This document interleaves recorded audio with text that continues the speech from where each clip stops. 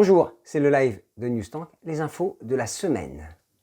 Ligue 1, Ligue 2 nationale et D1 féminine sont définitivement arrêtées. C'est ce qu'a déclaré Noël Le Graët, le président de la Fédération française de football, suite à la réunion du comité exécutif de la fédération qui s'est tenue après les annonces d'Édouard Philippe. Signalons qu'aux Pays-Bas, la saison 2019 est arrêtée définitivement. Verdict, pas de champion ni de relégation. Nous ne pouvons pas réellement célébrer le titre vu la situation, déclare Bruno Martini, le manager général du PSG Handball. Un sentiment ambivalent domine, avec une forme de satisfaction, mais des craintes au regard de l'épidémie et des difficultés économiques engendrées. Mort de Robert Herbin, l'entraîneur emblématique de la grande époque des Verts de Saint-Étienne, s'est éteint. Le Sphinx s'est éteint suite d'une longue maladie. On pense bien entendu à sa famille et aux grandes heures du football français des années 70. Grand Prix de France de Formule 1 annulé, c'est la 10e course en 2020 qui est annulée ou reportée. Initialement prévue au Castellet du 26 au 28 juin, cette édition, je vous le disais, est annulée.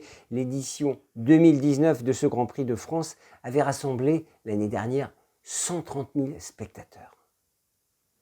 Cette crise révèle une certaine fragilité du modèle économique du sport professionnel. C'est une industrie de main-d'œuvre avec des charges salariales élevées et quasiment incompressibles, avec des recettes de structures évoluant dans le domaine de l'événementiel et qui sont à l'arrêt depuis plusieurs semaines. C'est l'analyse de Christophe Lepetit, responsable des études économiques du Centre de droit et d'économie du sport, à lire dans Newstank.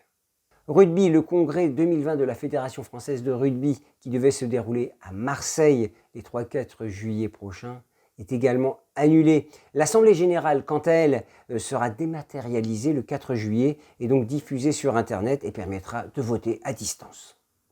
Une info éco, Adidas, l'équipementier, voit son chiffre d'affaires fondre de 19% au premier trimestre par rapport à 2019. Son chiffre d'affaires qui est de 4,753 milliards d'euros au premier trimestre 2020 est en recul à cause de la pandémie, on s'en doute. Adidas, dont 70% des magasins demeurent fermés à cette date.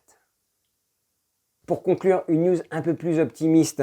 En Espagne, le gouvernement autorise les entraînements individuels à partir du 4 mai, et cela pour les sportifs professionnels et de niveau national. C'est ce qu'a annoncé Pedro Sánchez, le Premier ministre espagnol. Voilà, c'était le live de Newstank. Bon week-end et à la semaine prochaine.